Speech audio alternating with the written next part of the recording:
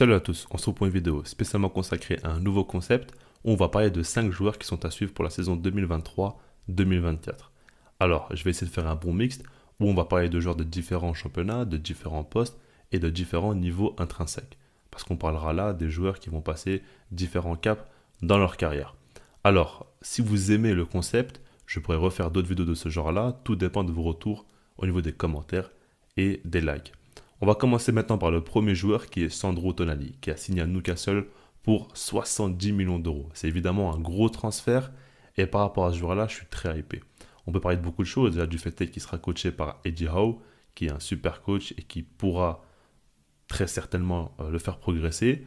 Ensuite, Newcastle est une équipe qui a un style de jeu qui lui correspond totalement. Et ce que j'aimerais dire aussi, c'est qu'il risque d'être utilisé différent de tout ce qu'on a pu voir jusqu'à aujourd'hui. Parce que Newcastle a déjà un top numéro 6 qui est Bruno Guimaraes. Alors, il y a deux possibilités. Soit Tonali va jouer en tant que relayeur, soit il va jouer dans un double pivot aux côtés de Guimaraes. Mais dans les deux cas, pour moi, ce sera le joueur qui va plus se projeter et on verra plus de lui offensivement. Parce que par exemple, à Milan, c'était plutôt Bennacer qui avait ce rôle-là.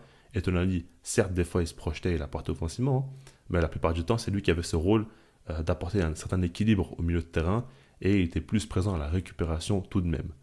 Et là, ça va être un petit peu différent et j'ai hâte de voir ça, surtout qu'il va être en première ligue, dans le meilleur championnat au monde, là où il y a une grosse adversité et il pourra se jauger à certains grands joueurs. Maintenant, on va passer au cas de Arda Güler, le jeune Turc qui a signé au Real Madrid et qui fait beaucoup parler de lui. On voit qu'il y a une grosse hype autour de ce joueur et c'est plutôt justifié. On sait qu'il a quand même énormément de talent, on voit que balle au pied a de grandes facilités et par rapport à ça, on a envie de le voir dans un top club et le Real Madrid en est un. Maintenant, par rapport à Arda Güler, j'ai déjà envie de voir comment il sera utilisé. On sait que c'est un numéro 10 qui sait jouer sur l'aile droite. On ne sait pas trop qu'est-ce que Carlo Ancelotti va faire de lui. Moi, personnellement, je l'imagine bien dans le même rôle que Rodrigo la saison passée. Alors, je m'explique. Rodrigo, avec ballon, il n'était pas vraiment un ailier droit. C'était plutôt un joueur qui apportait dans l'axe. Il se mettait derrière Karim Benzema. Des fois, c'était en mode numéro 10. Des fois, c'était plutôt le second attaquant. Ça variait un petit peu et par rapport à Draguler, je pense qu'il pourra avoir à peu près le même rôle, c'est-à-dire qu'il va démarrer sur l'aile droite, mais il va beaucoup apporter dans l'axe et on verra un joueur par exemple comme Valverde qui va prendre sa position et qui fera beaucoup d'appels sur le côté. C'est une possibilité. En tout cas, Draguler, j'ai hâte de voir quand même. Je pense que c'est un joueur qui pourra facilement combiner avec des gars comme Vinicius, comme Rodrigo, comme Modric, etc. C'est un joueur intelligent qui sent le jeu et par rapport à ça, ça va être très intéressant de le suivre. On verra un petit peu sa progression autour de grands joueurs. Ensuite, on va passer à Julien Duranville, le jeune Belge de 17 ans. Et lui, honnêtement, c'est un profil qui me plaît énormément. Ce qu'il faut savoir, c'est qu'il a signé à Dortmund à l'âge de 16 ans. Et dès sa première saison, il a connu une blessure. Ce qui a fait qu'il n'a pas trop pu s'intégrer. Et son coach n'a pas forcément fait confiance dès le début. Parce que physiquement, il n'était pas au top. En plus de ça, c'est un très jeune joueur, etc. C'était un peu compliqué de le lancer dans ces conditions-là. Le truc, c'est qu'il avait joué le dernier match de la saison de Dortmund et c'était un match à fort enjeu. On parlait quand même de gagner la Bundesliga dans ce match-là, ce qu'ils n'ont pas réussi à faire. Mais quand il est entré en jeu, on a vu qu'il n'avait aucun problème au niveau du stress. Le stade était plein, la pression était au maximum.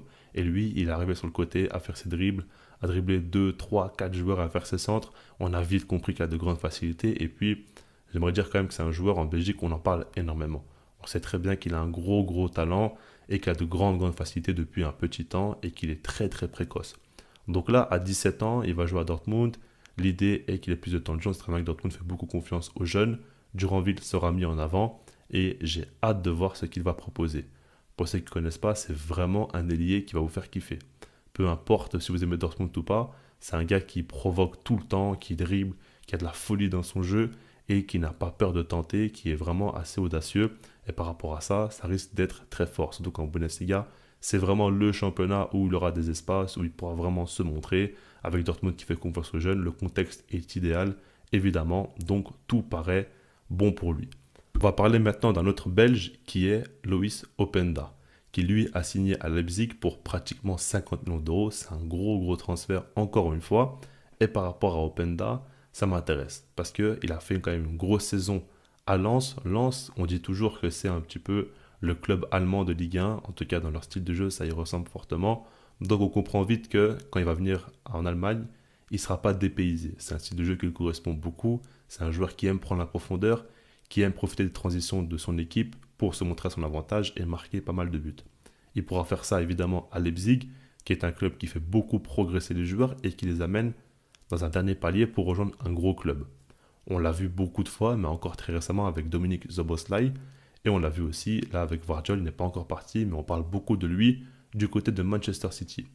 Openda veut avoir le même parcours et veut passer ce dernier cap à Leipzig, ce qui est intelligent selon moi. Je trouve qu'il a tout pour réussir en Bundesliga, toutes les qualités sont présentes chez lui au niveau de la finition, au niveau de son profil, etc. Maintenant, j'attends de lui qu'il surtout travaille ses défauts.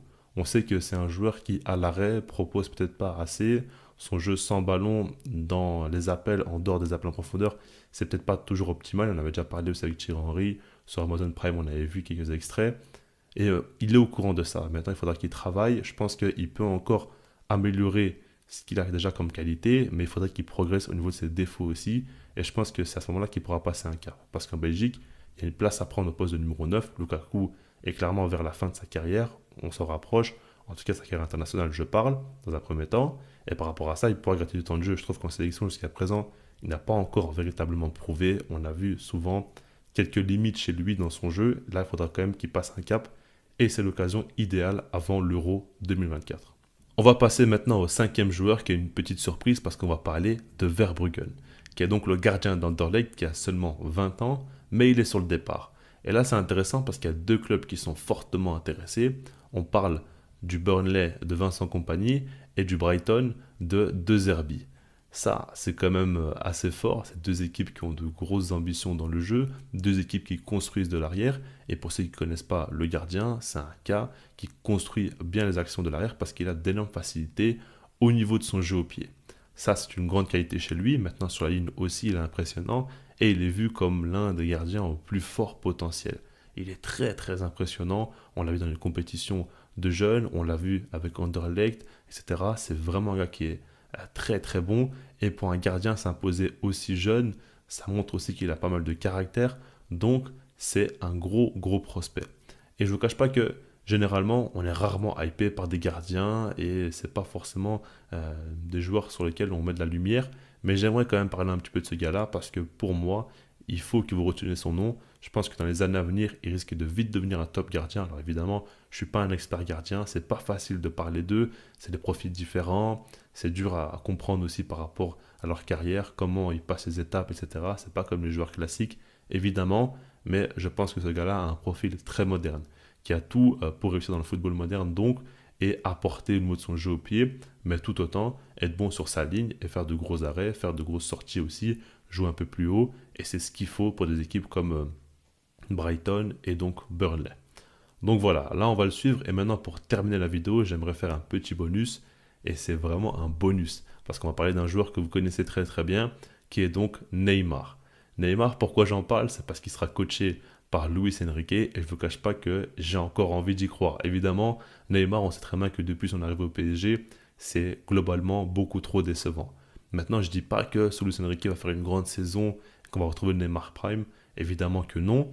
Ce que j'aimerais dire surtout, c'est que s'il y a bien un coach qui peut relancer Neymar, selon moi, c'est Luis Enrique. Il le connaît très bien, et puis surtout, il a un gros caractère, il ne se laisse pas faire, il sait mettre ses règles en place, et c'est ce qu'il faut à Neymar.